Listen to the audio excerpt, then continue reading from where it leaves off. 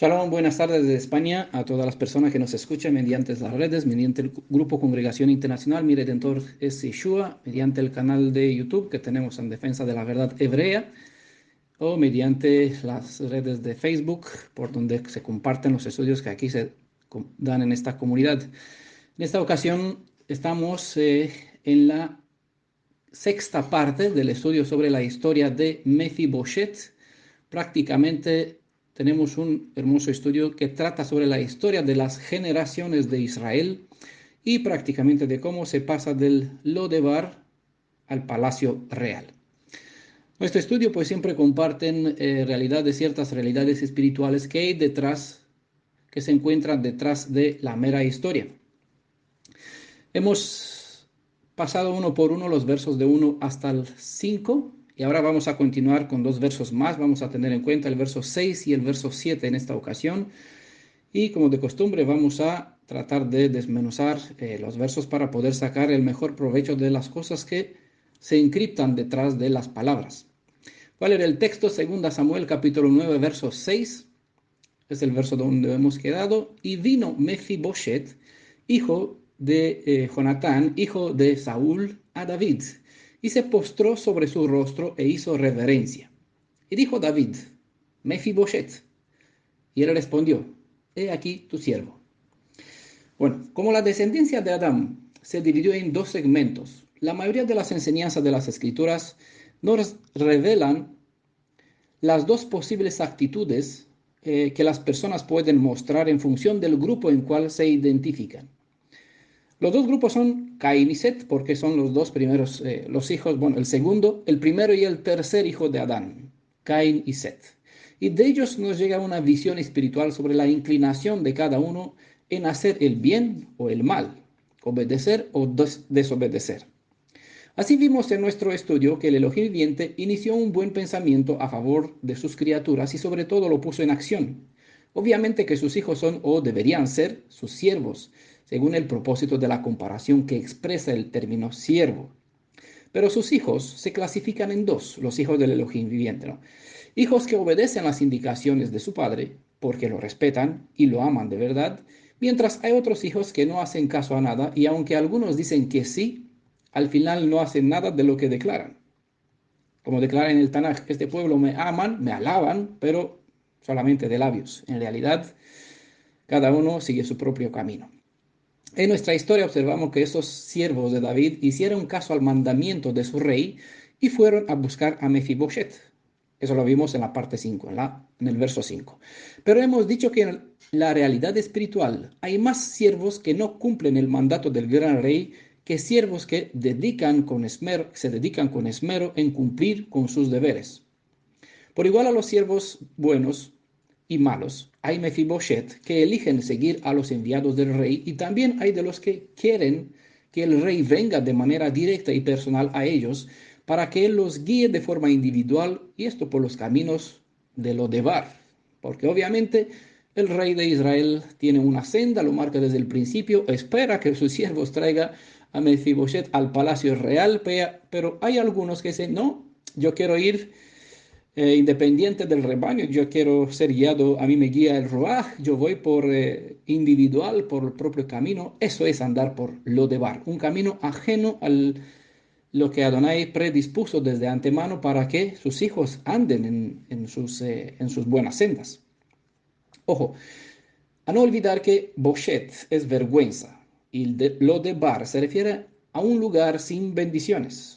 ¿Vale? Es aquí por donde muchas personas tratan de trazar su propio camino y por aquí quieren que Adonai les acompañe, porque no les gusta quedarse en una congregación, en un lugar donde se estudia, se centra, se dedica, donde el Ruaj de Elohim pues les guía y los trae, pues no les parece bien. Eso quieren seguir una oveja descarriada y que Adonai siempre anden con ellos por los caminos por donde ellos andan.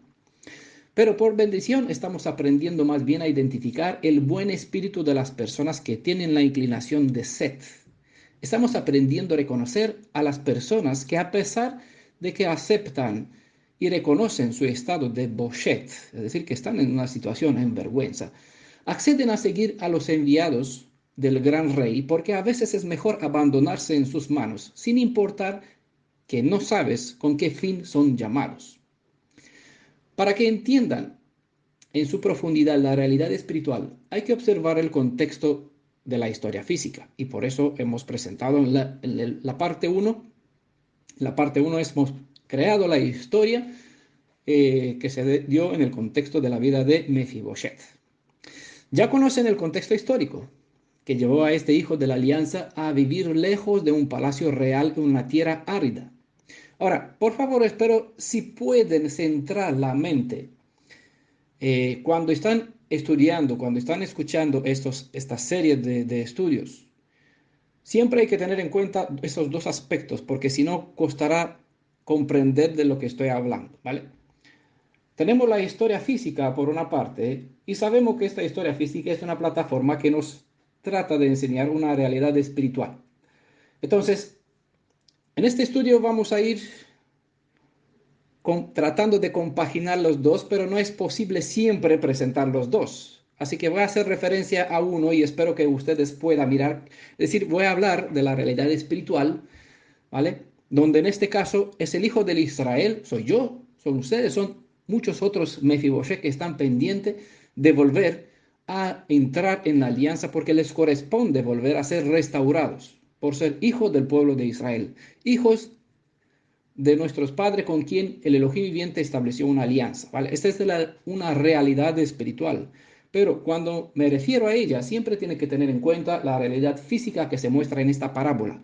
Y siempre que hago una referencia a la realidad física, hablando del Mefiboset literal de nuestra historia, o de David, o de sus siervos, de Siba, o de Saúl, o de Jonatán, siempre tienen que tener en cuenta la aplicación al paralelo espiritual para que así puedan dar, porque si no costará mucho poder seguir y sacar todo el provecho de lo que revela este estudio, ¿vale?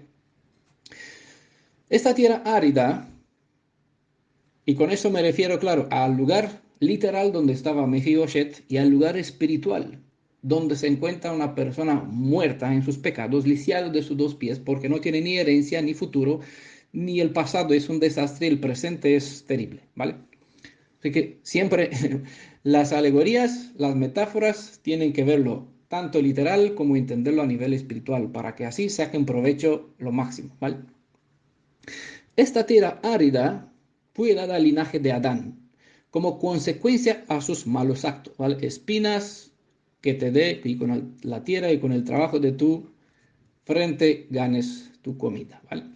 Así vivía Mefiboset, cargado con el resultado de los malos actos de sus antepasados. Andaba escondido porque no sabía si acaso lo buscaría el rey para matarlo por ser linaje de un rey adversario.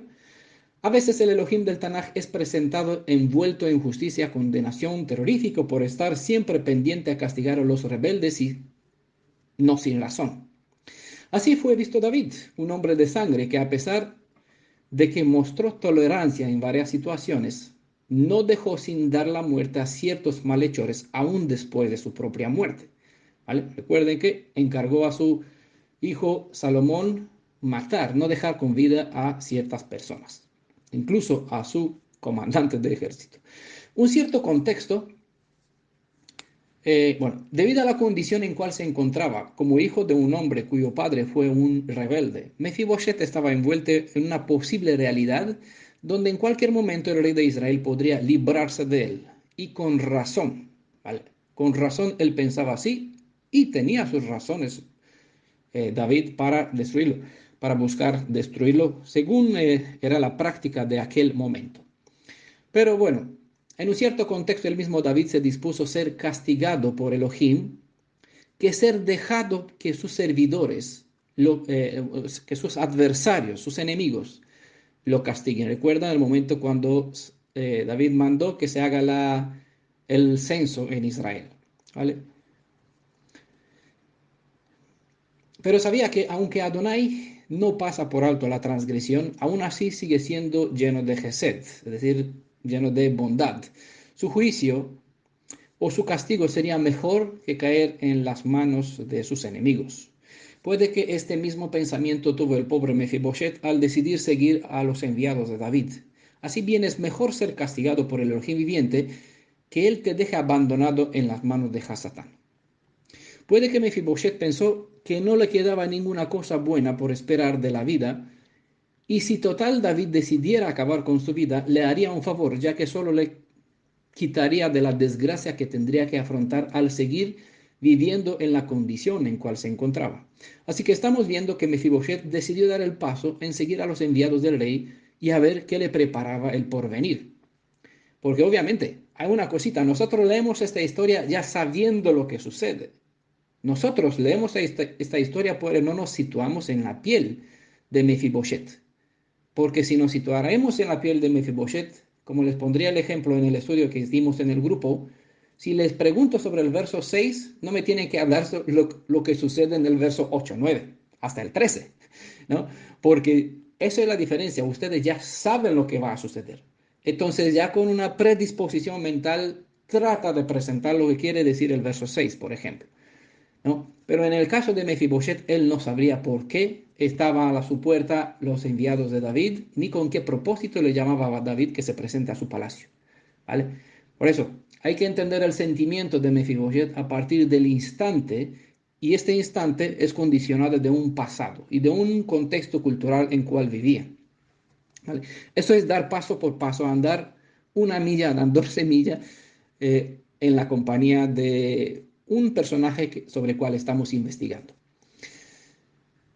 Ir a ver algo que desconoces, qué desenlace puede tener, es todo un acto de valor. Hay quienes ni siquiera se mueven para ver qué cosa les puede esperar detrás de una acción. Y ustedes pueden probar eso porque nosotros aquí tenemos la puerta abierta y lanzamos invitaciones para esta congregación. Muchos lo ven, pero muchos dicen amén, qué bien cuando ven la invitación en Facebook, pero no accede a entrar, no accede al número, entonces no saben lo que se pierde.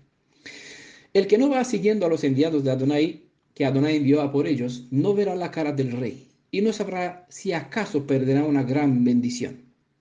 Ojo a esta enseñanza que está en Joel capítulo 2, verso 13 al 14, ¿vale? Le dejo aquí la cita para que ustedes puedan leerla cuando tendrán tiempo.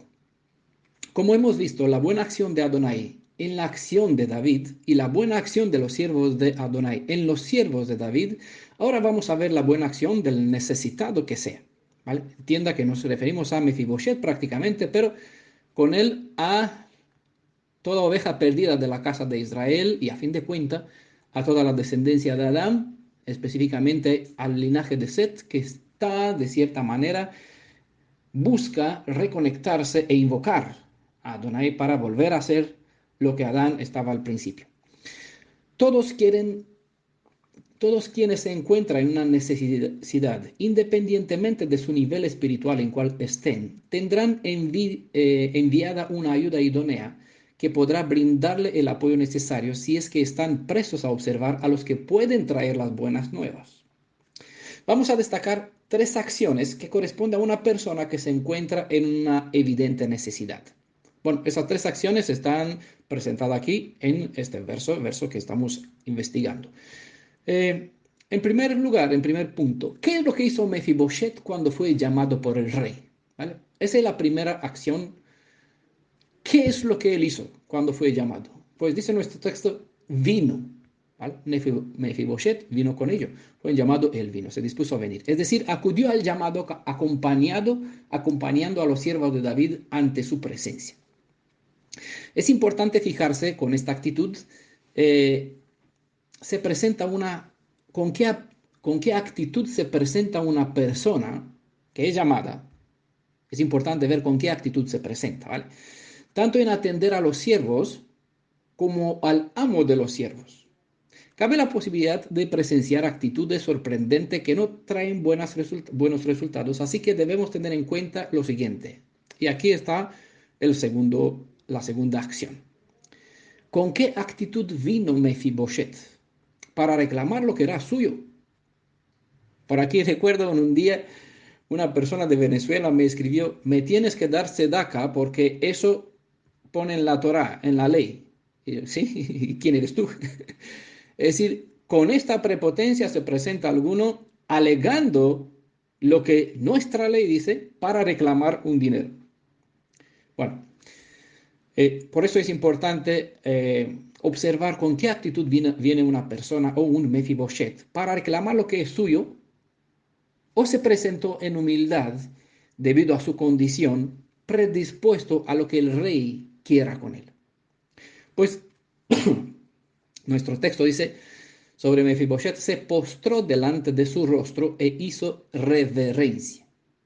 ¿Vale? La manera como una persona habla revela de por sí su carácter, aún esté oculto tras una buena apariencia. Así que la tercera acción, que viene igual a través de una pregunta: ¿cómo se dirigió Mefiboshet? Es decir, hay que prestar atención a las personas, qué hacen cuando, si vienen o no, y si vienen, con qué actitud vienen, y cuando vienen, cómo empieza a hablar, cómo se expresa. ¿Cómo se dirigió Mefiboshet? Es la pregunta que vamos a observar aquí y lo vamos a tener como una tercera acción para así identificar a las personas en necesidad. ¿Vino con prepotencia o con reverencia? Bueno, ya saben bien lo que dice el texto porque lo hemos leído al principio, volveré a leerlo. Y vino Mefiboshet, ¿vale? 1, hijo de Jonatán, hijo de Shaul, a David, se postró, 2, sobre su rostro e hizo reverencia, y dijo David: Mefiboshet, y él respondió: ¿qué? Aquí está la tercera acción: he aquí tu siervo. Entonces, él no vino con prepotencia, sino con reverencia. Porque hay personas, ya conocieron aquí en la comunidad, varios que entraron a servir con esta actitud, y como entraron, así salieron. Mefiboshet estaba seguramente lleno de complejos. No podría ir a ningún lugar por sí solo. Dependía completamente de alguien más que le ayudara a transportarse. No tenía esperanza en que su vida mejorara. Más bien vivía esperando el día para toparse con la muerte. Creía que había nacido para lo peor, y con esta actitud se mostró ante el rey. El primer paso para que una persona se levante de su miserable estado es reconocer su condición y aceptar el estado en cual se encuentra. Declara la palabra inspirada: la arrogancia va delante de la destrucción, la humildad precede al honor. Sería bueno aprender esta cita que se encuentra en Proverbios capítulo 18, verso 12, y por igual las semejantes que son Proverbios 12, verso 9, capítulo 16, verso 18, capítulo 29, verso 23. Bueno, hay muchas citas semejantes. Toda esa quedará grabada en la guía de estudio que lo van a tener al final de completar todo el capítulo. Repite el autor de esta historia y dice: Mefiboshet, hijo de Jonatán, hijo de Saúl. Si ya sabemos quién es Mefiboshet, porque lo vimos en los versos anteriores, ¿por qué se vuelve a repetir de quién era hijo? ¿Vale? Desde el principio se comentó eso. Eso se preguntó: ¿quedó alguno de la casa de Saúl interesado, siendo David de los hijos de Jonatán? Ya sabemos quién es. Y vino Siba y dijo: sí, hay uno. Mefiboshet está allí y se encuentra en tal situación. Si ya sabemos quién es, ¿por qué se menciona Mefiboshet, hijo de Jonatán, hijo de Saúl? Claro, son detalles que para muchos pasan así desapercibidos, de que es costumbre, no pasa nada, pero nosotros pasamos de la costumbre, entramos a ver el propósito, porque no, lo que está en las escrituras no es casualidad. La repetición de una palabra o de un cierto asunto tiene como propósito atraer la acción, la atención hacia algo que está detrás de la escena. Recuerden que este llamado es específicamente dirigido hacia una descendencia con quien se ha establecido una alianza. El resto del remanente de Jacob, quien vive hoy día, son el Mefiboshet. Nuestros padres fueron llamados a tener una cercanía bastante íntima en la juventud de nuestro pueblo con el Elohim viviente. Por esta cercanía, que se asemeja con el amor entre un novio y la novia, el Elohim viviente ha establecido una alianza con nuestros padres, de modo como se ilustra que se estableció entre David y Jonatán. Como hijos de nuestros padres, a pesar de que podemos gozar de un privilegio inmerecido y ser honrado debido a esta alianza en cual entraron nuestros antepasados, no debemos olvidar que tenemos la naturaleza de Adán caída. Aunque podemos beneficiar de las condiciones que provee la alianza, al ser también hijos de Saúl, ¿vale? Hijo de Jonatán, hijo de Saúl, ¿vale? Es decir, al tener naturaleza predispuesta al pecado, según heredamos de Adán, no somos privados de nuestro desgraciado pasado, de modo como Mefiboset no fue librado de las desgracias que vinieron sobre su vida, aun siendo beneficiario de las condiciones del pacto. Conocer el pasado es un dolor, porque el conocimiento trae consigo condena, pero igual auxilio y por ende bendición. Saúl es una imagen que describe al Adán tras su desobediencia, y es esa actitud la herencia en cual nos engendró Adán, ¿vale? Y en esta actitud, obviamente, pues llegó a ser vivir en esa circunstancia de esas condiciones que trajo la bendición, bueno, la desgracia que trajo la desobediencia de Saúl, pues aquí estaba también Mefiboset. Nunca deben olvidar que aunque son o llegarán a ser hijos de la alianza, no hay razón para que se vanagloríen con eso. Estar en la alianza nos libera de quiénes somos y de quién sois. Muchos ocultan su naturaleza, su mal carácter, su rebeldía hacia las leyes de la Torah con la pretensión de que son hijos de Abraham. Específicamente pueden ver a los Yehudim que reclaman, que alegan nosotros, como dice en las Escrituras, hijos de Abraham somos, aunque Yeshua les declaró, tenía como padre al diablo, porque no actúan de forma como actuaba Abraham. ¿Vale? Por eso, entre lo que se alega y lo que se vive, en la realidad que hay, pues aquí hay que mirar detrás de las apariencias e investigar a las personas en su espíritu para ver si son de verdad lo que reclama o son o tiene a otro espíritu dentro de ellos mismos. Pero no se engañen, ser hijos de Jacob no significa que son Israel, hasta que no obtienen la bendición que obtuvo Jacob para llegar a ser Israel. Jacob es aquel que sujeta el talón del primogénito de Israel, del primogénito, ¿no? E Israel es aquel que que tras perseverar en obtener la bendición, obtiene el derecho que corresponde al hijo primogénito, y por ende es un vencedor que salió dispuesto a vencer. El mero título, bueno, en ese sentido, tienen un buen estudio que se llama El derecho a la redención, el derecho del gentil y el derecho del hebreo nacido en casa.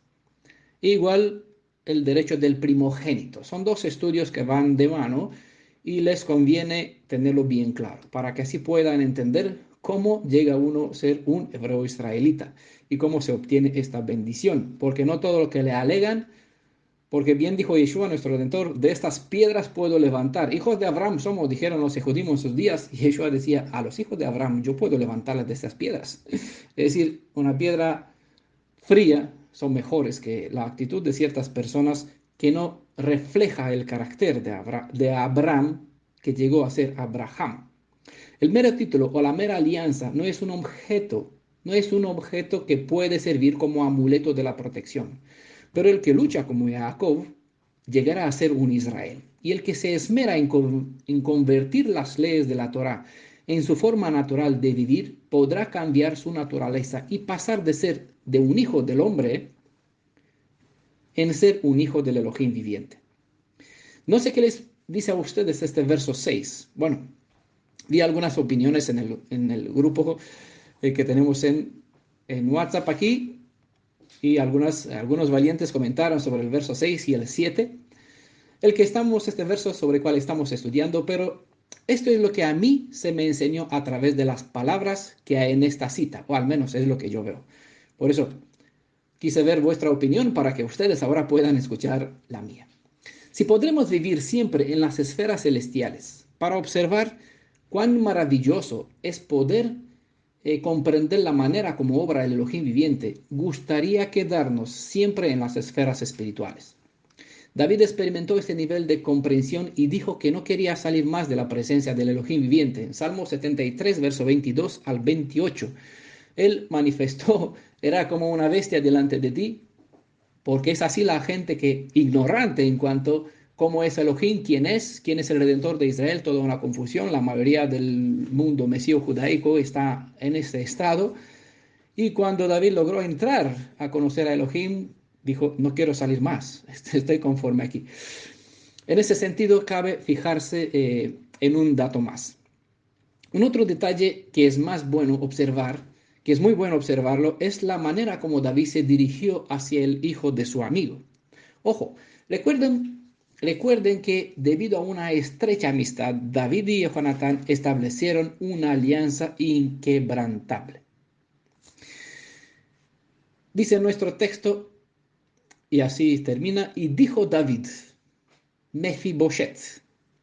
Vuelvo a leer la cita mejor, pero un segundo volveré para arriba al programa para ver la cita. Y vino Mefiboshet, hijo de Jonatán, y Jonatán, hijo de Shaul, a David, y se postró sobre su rostro e hizo reverencia. Y dijo David, Mefiboshet, ¿qué le parece? ¿Por qué creen que en lugar de decirle lo que sea, por ejemplo, ¿qué tal? ¿Qué tal estás? ¿Cómo te sientes? ¿Cómo lograste llegar? ¿Cómo estuviste tanto tiempo? Me alegro de verte. ¿Dónde estuviste escondido? En lugar de esto solo le dijo Mefiboshet. Pronunciar un nombre o llamar un nombre para un hebreo, esto es poder. Un hombre llamado puede dejar al descubierto la esencia de una persona. Todo lo que uno es, lo que siente una persona, incluso el nombre, deja a la vista la condición en cual uno se halla. Con llamar el nombre del hijo de Jonatán, David dejó evidente que sabe sobre él todo cuanto necesita saber. Con conocer el nombre del hijo de su amigo, cualquier otra cosa, cualquier otra palabra que Tziba podría decir eran irrelevantes. Llamar el nombre de una persona también es virtud.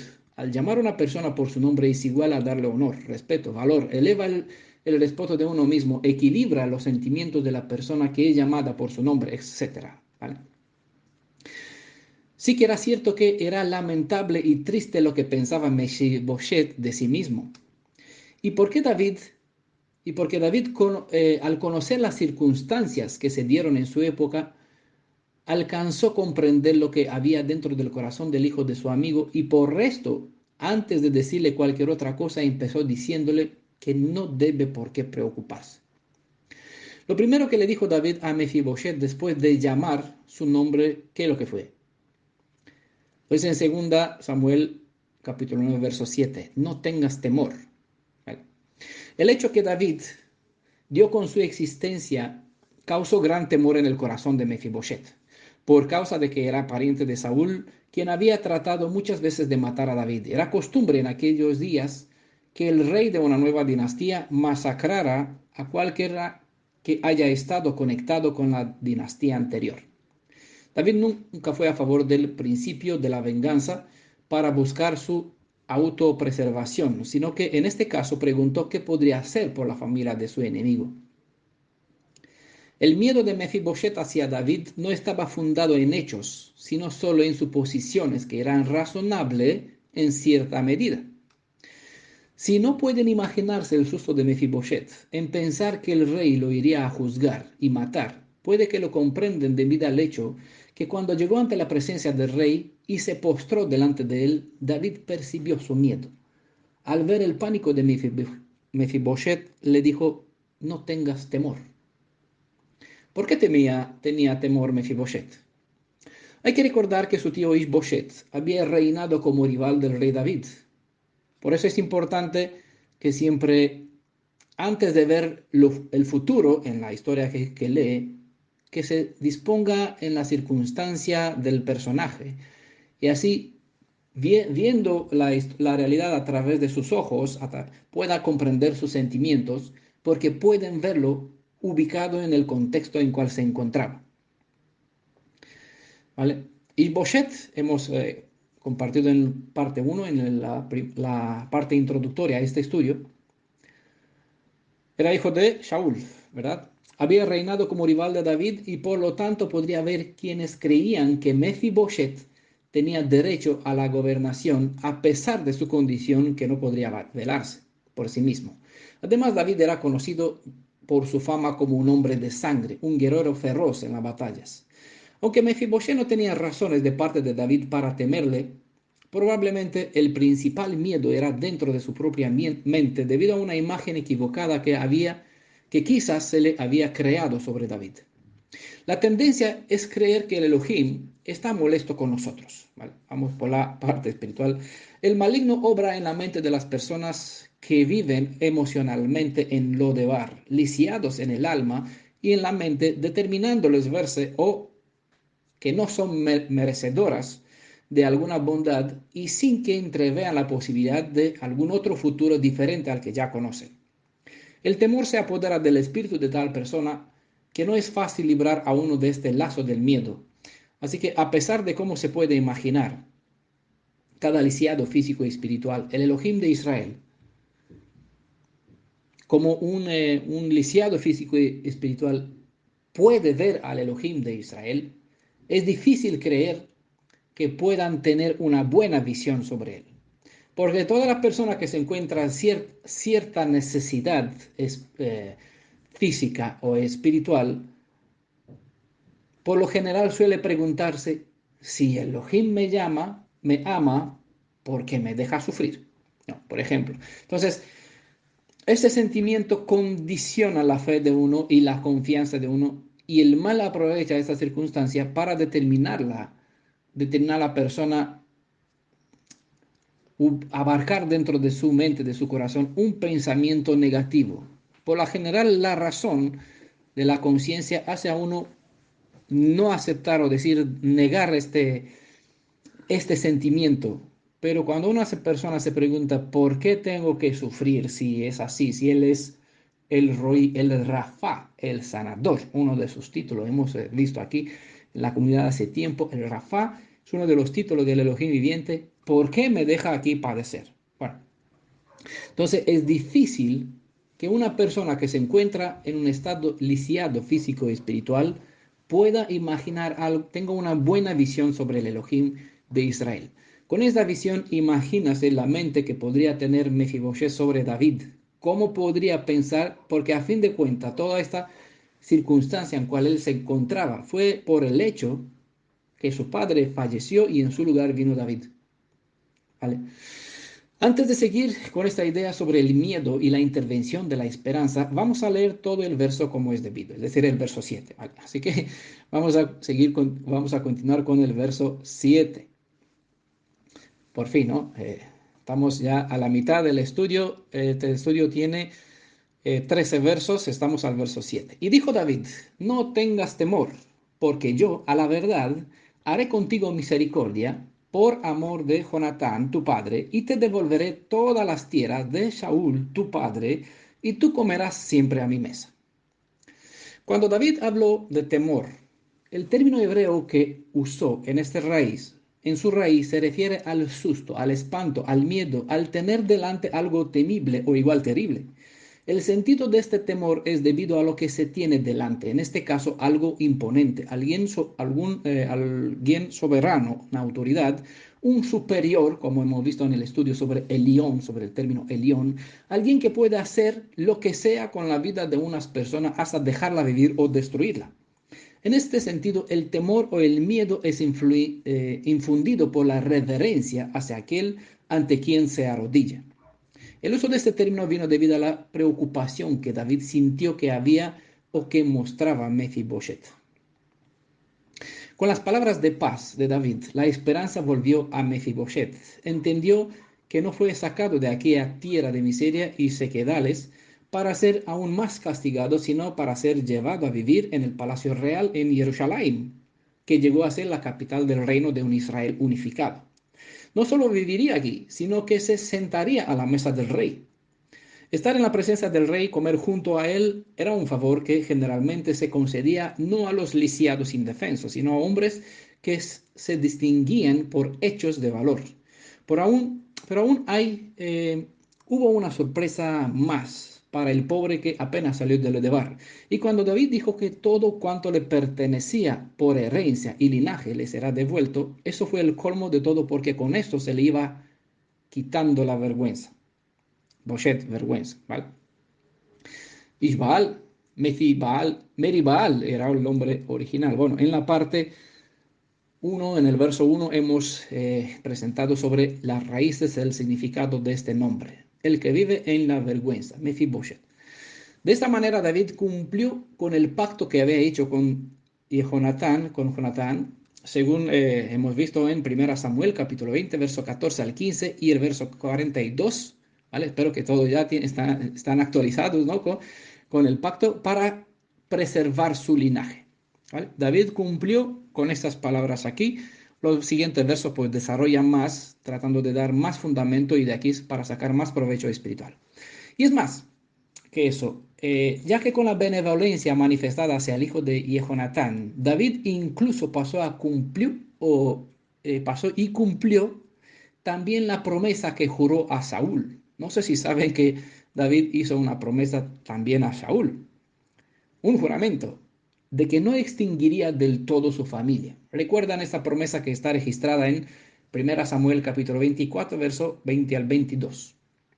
En primera Crónicas, capítulo 9, del verso 35 al 44, observamos que la línea genealógica del primer rey de Israel no se cortó, porque David cumplió con su promesa que le hizo a Saúl, antes de Jonatán, o después, antes creo que le hizo la promesa a Saúl.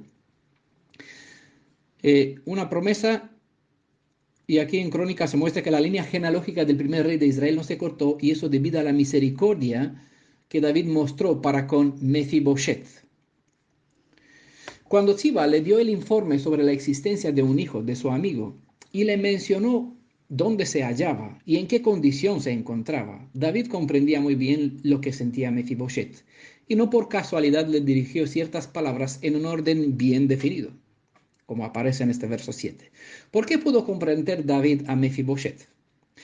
Bueno, en primer lugar porque él mismo había sido, como vimos en la parte 1, la parte introductoria a este estudio, él mismo había sido el hijo menos valorado, no el menor, ¿vale? El menos valorado, es decir, no el último hijo de su padre, de tal modo que ni siquiera lo invitaron cuando el profeta Samuel llegó a buscar entre los hijos de Isaí, su padre, un rey para Israel. Los que escucharon ya la parte 1, pues ya saben a qué me refiero, porque ya creamos el contexto para que así podamos seguir con nuestra historia. Y en segundo lugar, fue ungido por el Elohim viviente como rey, ¿vale? David. Pero se le negó el trono en varias ocasiones, tuvo que huir incluso.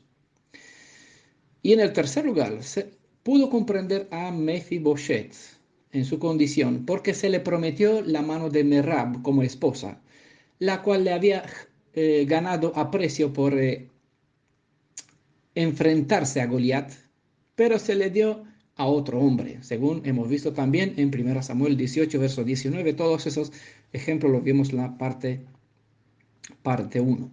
Entonces, podía entender el sentimiento de cómo es ser engañado, que se le quite ciertos derechos, ciertos privilegios, que no sea valorado. Todo esto sentimientos David ya le había experimentado y por eso estaba capacitado para comprender el sentimiento de Mefiboshet.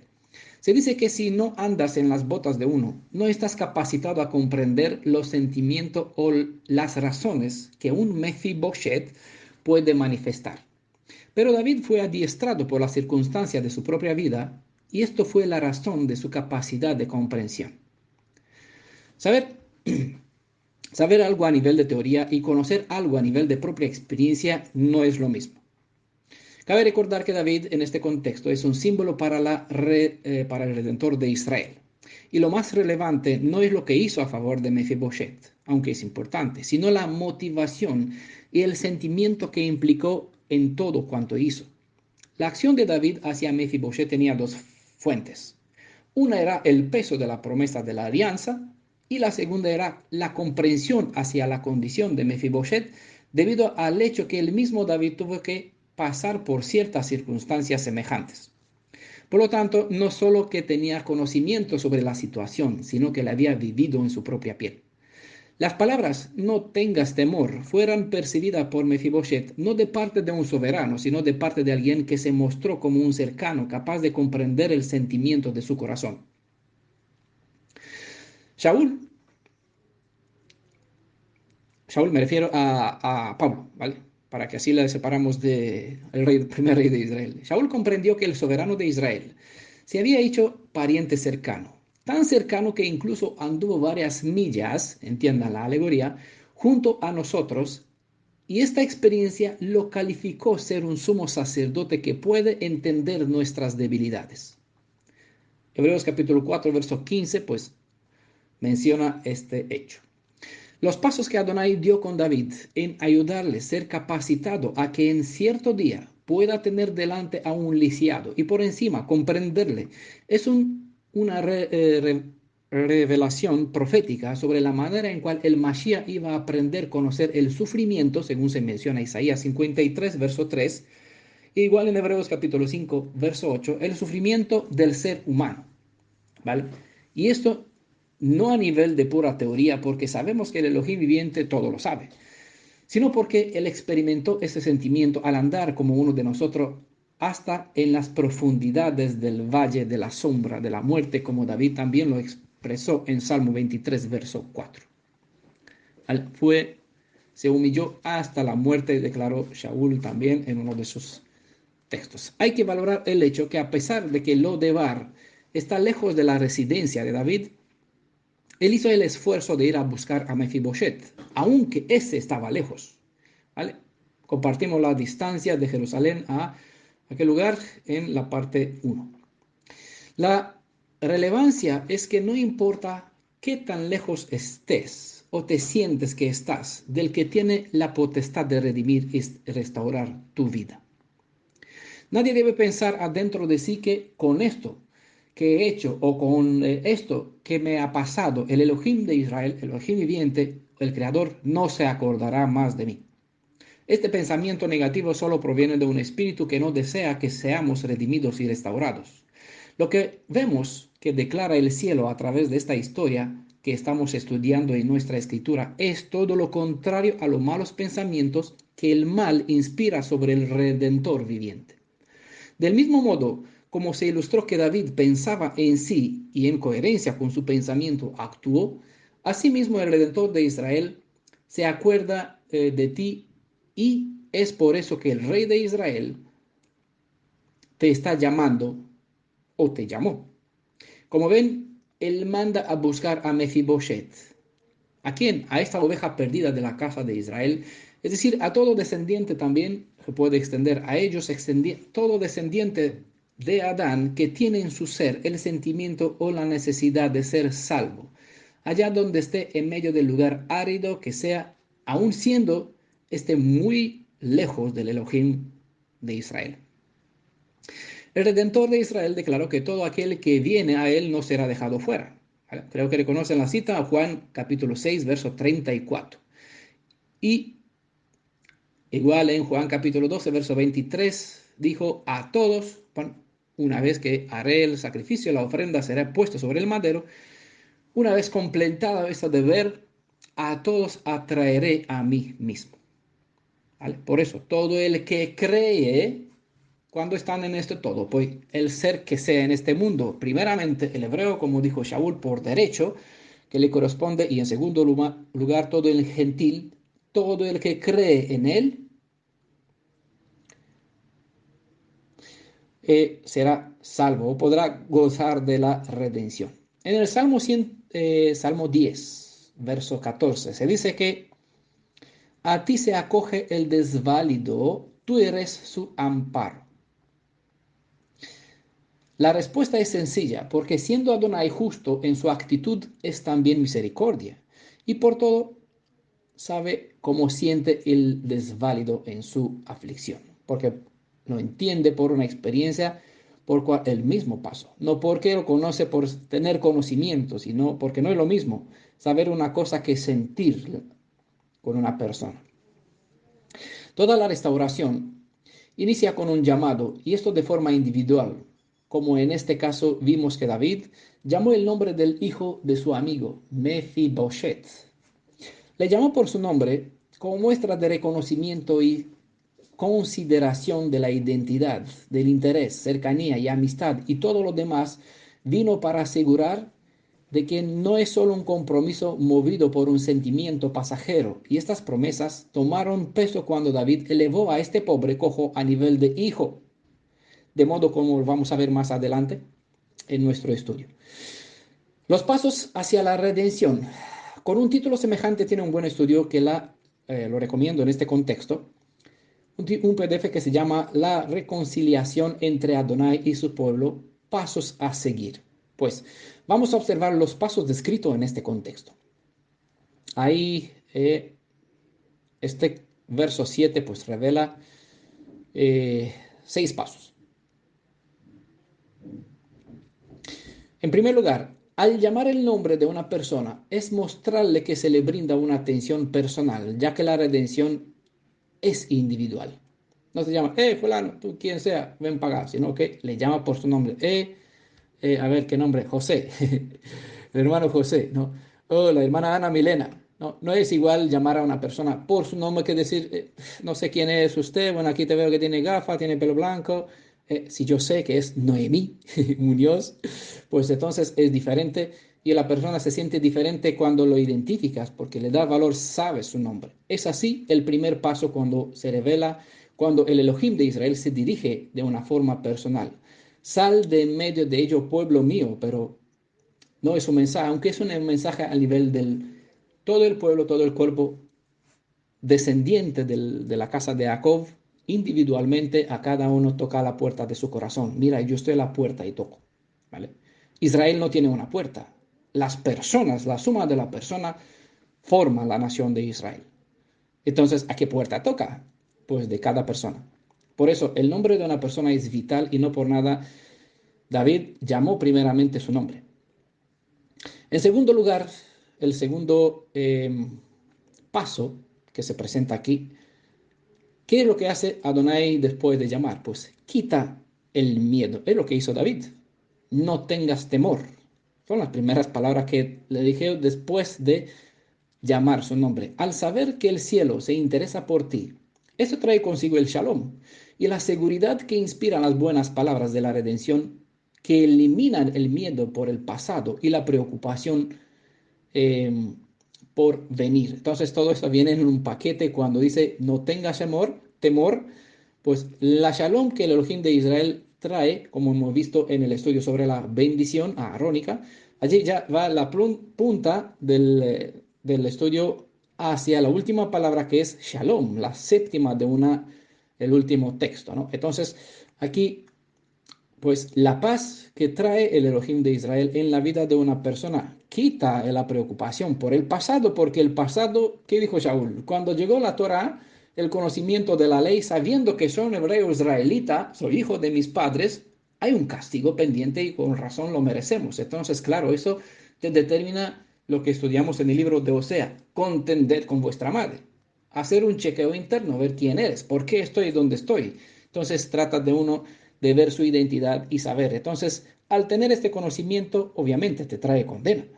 Pero la shalom que Adonai te da, te libera porque te restaura en ese sentido y también te trae paz en cuanto al futuro, en lo que todo está por venir, trae seguridad a lo que la vida nos depara para adelante. En 1 Juan capítulo 4, verso 18, se deja evidente que aquel que sabe que su nombre es conocido delante o ante el Redentor, a su palabra y a sus promesas el miedo se difuma. ¿Vale? Primera Juan capítulo 4, verso 18. El tercer paso es mostrar la misericordia. Y es aquí donde David dijo, porque yo a la verdad haré misericordia, haré contigo misericordia. ¿Vale?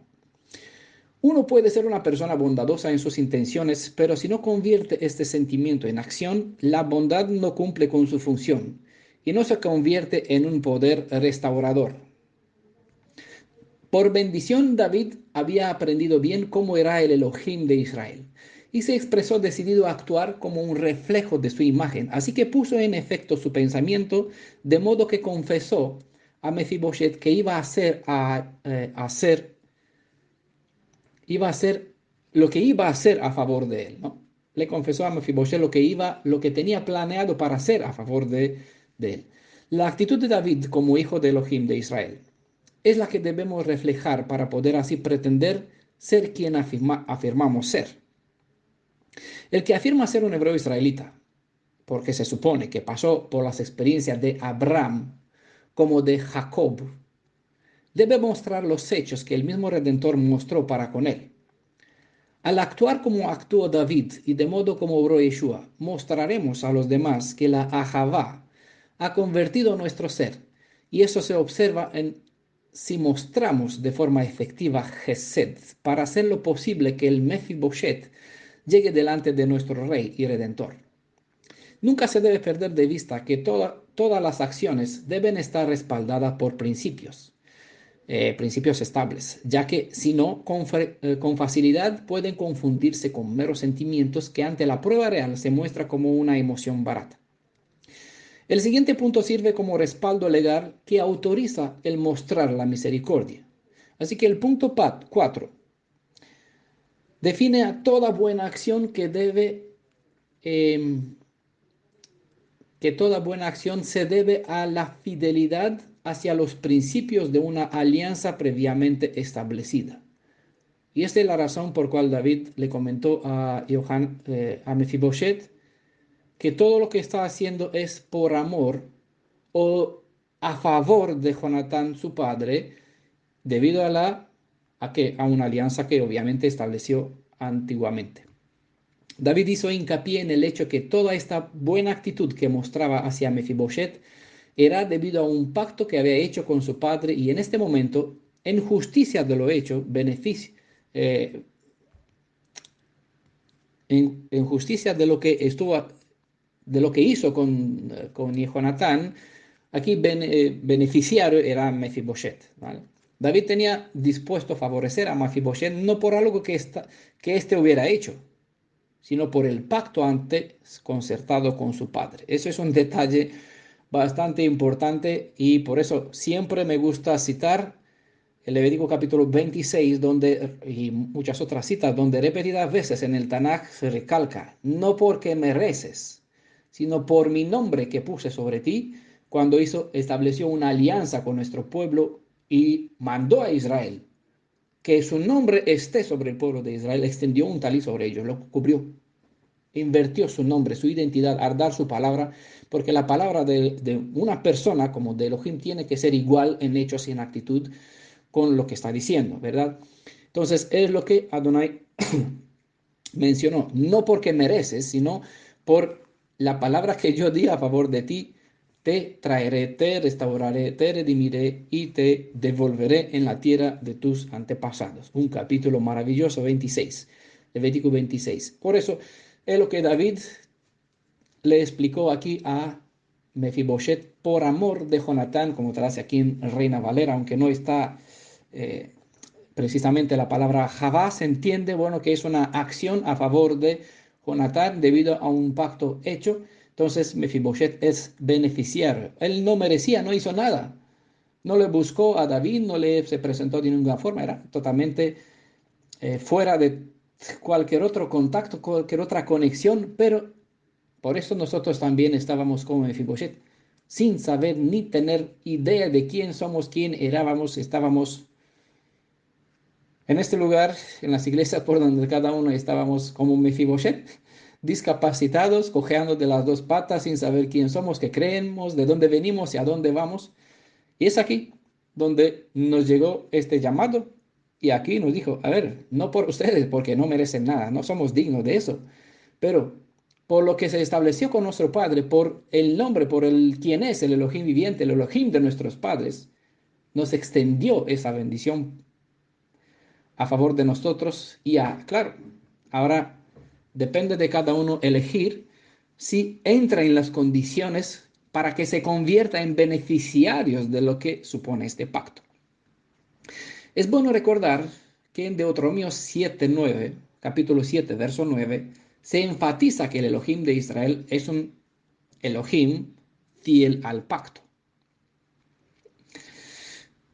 El quinto punto, el poder de la redención no reside solo en aliviar el alma de uno, porque esto es vital, ¿vale? Aunque esto es vital, ¿vale? El poder de la redención no reside solo en aliviar el alma de uno, a pesar de que esto es una cosa imprescindible y obviamente necesaria, sino que el poder de la redención por encima le brinda la oportunidad de tener autonomía propia.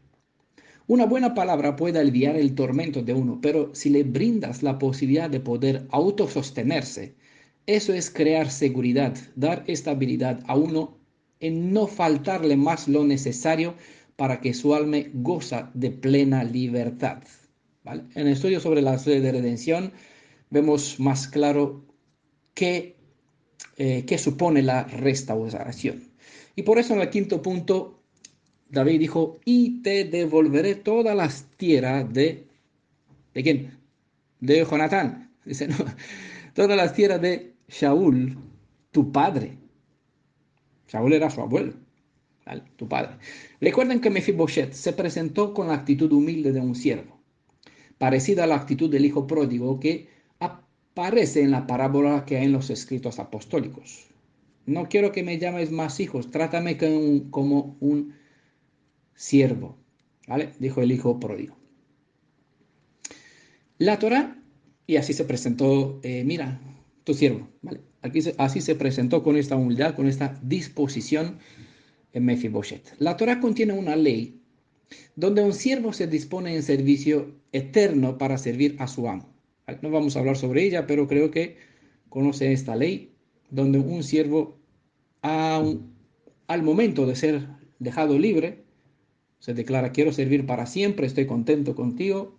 Entonces hay una ley que demanda un acto de justicia y así se le jorrada, creo que es la palabra, el lóbulo de la oreja a este siervo para así tener una marca de siervo permanente, ¿vale? Que entró en su servicio permanente. Hemos estudiado que en el momento cuando el Redentor nos compró con el precio de su vida en su sangre derramada, al momento que hemos acudido a Él nos compró en la plaza, en Ágora, como vimos en el término griego que estaba en el estudio, en la plaza de esclavos para ser sus siervos. Pero de esclavos, vimos en el mismo estudio, Él nos elevó a postura de amigos, nos dejó libre. E incluso nos llamó hermanos y aún más, herederos. ¿Qué valor tiene el pasar de ser siervo a ser valorado como un hijo? El siervo no tiene autonomía propia, sino que estará ligado a la voluntad y al bien merced de su amo. Pero un hijo es heredero de las propiedades de su padre y por ende, este hecho le brinda un estatus social y eleva la imagen de sí mismo a un nivel de dignidad propia. Mefiboshet supo sobre las tierras de sus padres todo el tiempo, pero temía tomar posesión de ellas. Además, ni podría, pobre. Porque si se hubiese apoderado o hubiese reclamado estas tierras, el hecho le hubiese expuesto ante el rey David. David fue contra toda costumbre al mostrar semejante bondad hacia el heredero de otra dinastía, porque por costumbre se buscaba consumir todo el linaje del rey anterior, para que no haya pretendentes ni conflictos ni posible guerra. Shaul, es decir, Pablo, hablaba en Efesios capítulo 1, verso 18, que el Redentor nos ha dado una herencia eterna. De hecho, la entregó a nuestros padres, pero a causa de su mal actuar han perdido esta tierra. La promesa de nuestro Redentor está aún pendiente de cumplirse. Sabemos que Él nos aseguró que volveremos a entrar en las posesiones que son nuestras, son nuestra herencia por derecho de linaje, pero estamos a la espera de que esta promesa se convierta en un hecho. Recuerden que cuando Adonai separó la tierra, eligió a Israel o al lugar que ocupó Israel como su lugar propio, ¿vale? Entonces, una de las leyes de la Torá declara que la tierra nos fue dada, prestada, para decir así, a nuestros padres, encomendada sin poder venderla para siempre. Y por eso también se aplicó la ley del Goel, del Redentor, que tiene que recuperar en el caso que se extravía una propiedad, que se pueda traer de vuelta, recobrar, porque es permanente algo que es asignado. Hasta el Corán En Corán se declara que la tierra que pertenece actualmente al Estado sionista, en realidad es la propiedad que el Elohim viviente dio a Abraham para su hijo Isaac, para Israel. Fíjese, eso lo escuché a un imán, un famoso, parecido a un rabino judío, pues igual es un rabino musulmán, ¿no? Compartió ese en una presentación que dio. Bueno, la promesa del Elohim viviente no solo se refiere a que vamos a recuperar y vamos a entrar en las posesiones que tuvieron nuestros antepasados, sino que va más allá de esto hasta Adán. Ven que David no dijo te restituiré lo que corresponde a tu padre Jehonatán, sino lo que era de Saúl, tu padre. ¿Qué propiedades tenía nuestro padre Adán? Ya hemos comparado a Saúl con Adán, en el sentido de que se convirtió en transgresor, en rebelde. Y sus hijos, como Mefiboshet, pues fueron los que cosecharon los malos frutos que sembró su padre. ¿Qué propiedades tenía nuestro padre Adán? Si no lo recuerdan, nuestro padre Adán fue el primer rey quien gobernó sobre todo nuestro planeta, hasta que un otro se apoderó de esta propiedad, de este reino, mediante engaño y astucia, del mismo modo como obró Siba. ¿Vale? No hace nuestro objeto de estudio. Mencioné un poquito antes y obviamente Siba pues obró de esta manera que se apoderó de esas posesiones de Mefiboshet. Es la posición inicial que ocupaba Adán, en cual la redención nos restaura, devolviéndonos los privilegios que se les fueron encomendados a nuestro padre Adán. Es hasta aquí donde lleva la redención, y no por nada no se menciona las propiedades que tenía tu padre Shaul, ¿vale? Por eso vamos más allá de Jonatán, de la alianza, vamos a volver en el tiempo hasta Adán, porque es aquí una propiedad que Hasatán se apoderó de ella. Recuerden cuando vino delante de Yeshua y dijo, agáchate delante de mí y te daré el reino, porque a mí me fue dado. ¿Quién le dio este reino a Hasatán? ¿En qué momento? De hecho, él lo robó, mediante una astucia se apoderó de él, engañó al primer rey y se hizo con la tierra. Engañó a Adán a través de su mujer. Ya tenemos un buen estudio donde Adán, ¿qué fue lo primero que obedeció? La voz de su mujer. Y así, a través de este acto, se dio su derecho, su título, su propiedad y se convirtió a Hasatán y se convirtió en súbdito de este. Y por ende todos somos esclavos del mal. En Primera de Pedro, capítulo 1, verso 4, se nos recuerda que se nos devolvería, ¿qué? Una herencia incorruptible, inmaculada e inmarcesible, reservada en los cielos para vosotros. Es decir, hay algo que Adán tenía al principio, está reservada para un momento. Hay algo que corresponde a la descendencia de Israel como herencia referente a la tierra, pero hay algo mucho más superior que viene desde Adán, ¿vale? Es aquí donde es la obra final de la redención. Primero, por eso estamos hablando en nuestra comunidad, la línea que estoy enseñando, aunque hay una redención, esa tiene dos fases. Una que tiene, dos divisiones. Una que trata específicamente la redención del hebreo israelita y otra, como decía Shaul, hay una ley que vino 430 años antes de la ley que vino en Sinaí, ¿vale? Por eso, hay una redención para el ser humano descendiente de Israel y hay una redención global en cual se incorpora la nación y el pueblo de Israel, que es la redención principal, ¿vale? Desde Adán. Y esa es la herencia incorruptible, ese es el estado inicial en cual se encontraba en pureza, la pureza en cual reinaba Adán sobre todo ser viviente en el más alto propósito de la redención. Es esta postura a cual nos quiere devolver nuestro Redentor Yeshua. Recuerden que este privilegio lo tenemos solo debido a una alianza que fue sellada con sangre y por esto podemos anhelar tal restauración. En virtud de esta alianza, que el Redentor puede actuar como actuó David al mostrar misericordia con Mefiboshet, es que a nosotros se nos puede hacer aptos para participar en la herencia de los santos en la luz.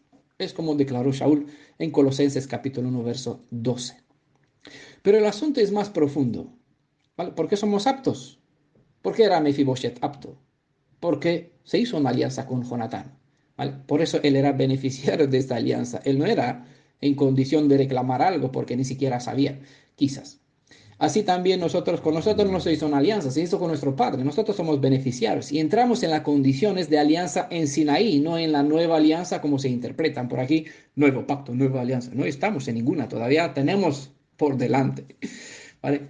Pero el asunto es más profundo aún, ya que nuestro soberano, al ser nuestro Goel, se dispuso a ser nuestro segundo Adán, en cuanto a la naturaleza, aún siendo Elohim en su espíritu. Mediante esta obra pudo recuperar de las manos del adversario el dominio sobre las propiedades del primer Adán, y como hijos engendrados mediante su espíritu en nuevas criaturas, somos hechos ser partícipes de algo maravilloso, algo que nos lleva a vivir eternamente. Como hijos del segundo Adán, somos coherederos de unos privilegios que por lo general no los comprendemos para que los valoremos a su debido honor. En Romanos capítulo 8, verso 17, hay un texto profundo que dice que si somos hijos de Yeshua, entonces somos, ¿qué? También herederos de Elohim y coherederos del Mashiach. En el estudio sobre las leyes de la redención pueden comprender mejor qué corresponde al Redentor devolver y cómo es que Él puede devolvernos lo que nos prometió. Y bueno, vamos, he dicho que son 6 puntos. El punto 6, el paso 6 que aparece aquí en este orden de restauración, en ese verso 7, el sexto paso revelado en esta historia es un privilegio particular concedido a gente privilegiada que pueden gozar de un formidable honor, como por lo general se conoce sobre los 144,000, que son primicia, privilegiados, ¿no? Hay, hay muchos redimidos, pero hay una primicia. Hay muchos que creyeron en Yeshua, pero hubo 12 más cercanos. De estos 12, bueno, uno fue el traidor, y de estos 12 que estaban, 3 estaban más íntimos, y aún así y Juan, el Yohanan, estaba el más amado, todavía más íntimo. Ese es eh, lo que revela este punto 6. Y tú, donde David dijo, y tú comerás siempre a mi mesa. Seguro que ya piensa en la invitación a comer en la mesa que aparece en Apocalipsis, donde se habla sobre la boda del Cordero, en Apocalipsis 19, versos 6 al 9. Pero era una hermosa promesa en Ezequiel 34, verso 14, donde al comparar a los redimidos con Israel, de Israel, con un rebaño, se dice sobre ellos, apacentarán en ricos pastos sobre los montes de Israel. Imagínese el sentimiento de Mefibosheth cuando se alegró de saber que David no quería matarlo. Tenía una promesa, tener una promesa como esta era casi increíble. Pero por igual imagínese cuántos Mefibosheth aún están experimentando el sentimiento parecido, así que no se limiten a disfrutar de esta mera historia, sino que conviértanse para actuar como David y sus siervos para traer misericordia a algún otro hijo que lo ven perdido. Adonai, en cumplir con su palabra, no solo mostró un acto de justicia, sino que nos devuelve lo que pertenecía a nuestros padres y por encima nos hace el favor de estar en su presencia porque es eso lo que significa comer a su mesa. A pesar de que nosotros aún esperamos un tiempo futuro, cuando se nos será devuelta nuestra tierra, la tierra de Israel, y esto porque nos devolverá a ella, el hecho que vamos a comer y comeremos siempre en la mesa del Rey viviente, nos transmite también seguridad. Para un inválido aún tener propiedades y dominio, el hecho que existe un potencial enemigo sigue siendo un problema. Estar comiendo a la mesa del rey es estar seguro en un lugar custodiado por guardias que pueden defender a todo el que se resguarde en el palacio real. Comer en la mesa del rey es igual a estar bajo la protección del rey a su lado. En este caso, el que sabe que el rey soberano está a su lado puede exclamar como el profeta Eliseo: y parafrasearé de forma como debe decir el que tiene esta seguridad. No tengo miedo porque más están conmigo que los que están con ellos. Así que os recomiendo hacer de esta cita de Segunda Reyes, capítulo 6, versos 16 al 17, que cite tu fuerza y no olvides que el Rey soberano, Redentor de Israel, te dijo, no tengas temor. Aquí vamos a parar con la parte 6, parte 6 o 7, bueno, vamos a seguir con el estudio del 2 Samuel capítulo 9, verso 8 en la futura ocasión, el próximo Shabbat. Espero que el Ruach nos guíe para poder preparar y sacar todo esto provecho que hay encriptado dentro de estos siguientes versos. Pues bajo la bendición del Rey Elohim de Israel, que nos manda que no tengamos temor, y bajo agarrados de las promesas que Él nos dio, espero que todos tengan una semana feliz. Shabu a todos, desde España, para todos, en el nombre de Yeshua, para la honra del Padre de Yeshua también. Bendiciones, Beshem Yeshua. Shalom.